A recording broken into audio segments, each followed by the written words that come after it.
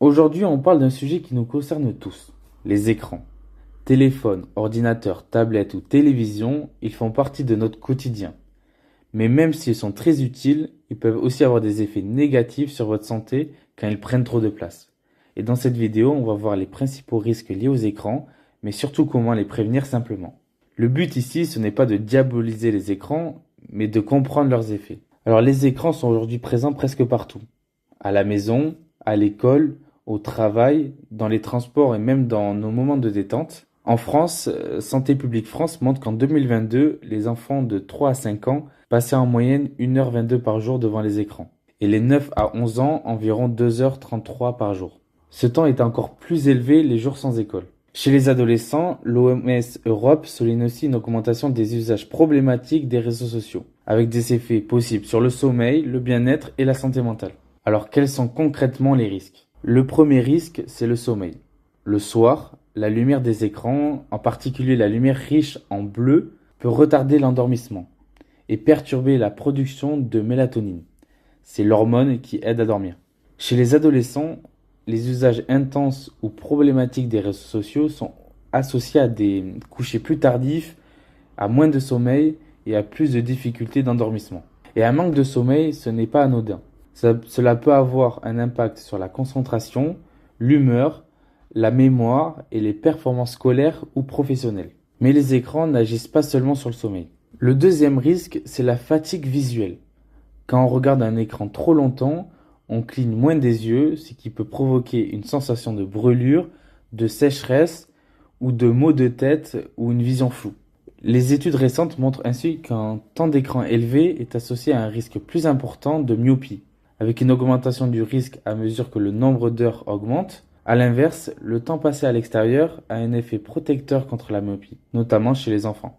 Et ce n'est pas tout, le corps aussi subit les effets des écrans. Quand on utilise un téléphone ou un ordinateur pendant longtemps, on garde souvent une mauvaise posture. La tête penchée, les épaules fermées, le dos arrondi. Avec le temps, cela peut entraîner des douleurs au niveau de la nuque, des épaules ou du dos, ou même des poignets. Une méta-analyse récente montre d'ailleurs que l'hyperusage du smartphone est associé à un risque plus élevé de douleurs au cervical. Et en plus des douleurs, rester longtemps devant un écran signifie souvent moins bouger. Et passer beaucoup de temps devant un écran, c'est souvent passer beaucoup de temps assis. Et cette sédentarité peut avoir des conséquences sur la santé, notamment sur le poids, le métabolisme et les conditions physiques. Chez les adolescents, plusieurs études montrent qu'un temps d'écran élevé est associé à un risque plus important de surpoids ou d'obésité. Le problème, ce n'est donc pas seulement l'écran lui-même, mais aussi ce qu'il remplace, c'est-à-dire le sport, la marche, les jeux dehors ou simplement le mouvement. Mais les effets ne sont pas uniquement physiques, ils peuvent aussi toucher le mental.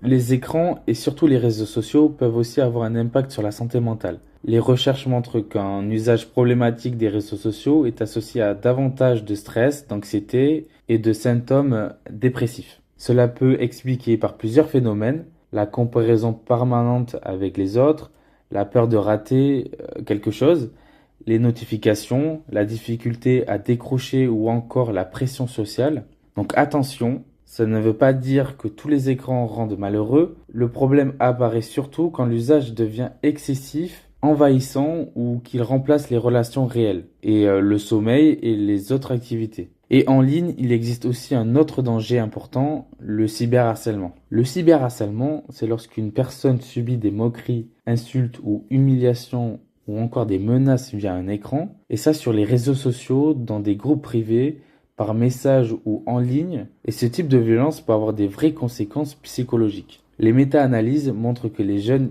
victimes d'harcèlement ou de cyberharcèlement ont un risque plus élevé de développer des symptômes dépressifs et d'autres difficultés de santé mentale. Le fait que cela se passe derrière un écran ne rend pas la souffrance moins réelle. Au contraire, cela peut être permanent, visible par beaucoup de personnes et difficile à fuir. Et chez certaines personnes, l'écran peut même devenir une vraie perte de contrôle. Donc là, on parle d'usage problématique quand la personne n'arrive plus à contrôler son temps d'écran, pense tout le temps à son téléphone ou à ses jeux et continue malgré les conséquences négatives. L'OMS reconnaît d'ailleurs le trouble du jeu vidéo dans la classification internationale des maladies. Il se caractérise par une perte de contrôle, une priorité excessive donnée au jeu et à la poursuite du comportement malgré ses conséquences. Et cela reste une minorité de personnes, mais c'est un signal important. Si l'écran prend le dessus sur le sommeil, l'école, le travail, la famille ou la santé,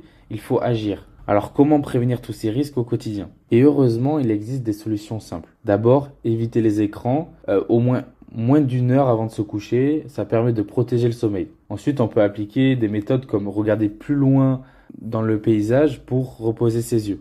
Il est aussi important de faire des pauses actives, de se lever, de marcher, s'étirer et réduire le temps passé assis. Et sur le plan ergonomique, il faut essayer de garder l'écran à bonne hauteur, le dos droit et les épaules relâchées. Enfin, chez les plus jeunes, l'encadrement parental et le dialogue sur les usages sont essentiels. Chez les enfants, il existe aussi des repères spécifiques. Pour conclure, les écrans ne sont pas mauvais en soi. Ils peuvent être utiles pour apprendre, travailler, communiquer ou se divertir, mais lorsqu'ils prennent trop de place, ils peuvent affecter le sommeil, les yeux, la posture, l'activité physique et parfois la santé mentale. Le plus important, c'est donc de chercher un équilibre, garder de bonnes habitudes et faire des pauses pour dormir correctement, bouger et apprendre à mieux gérer ses usages.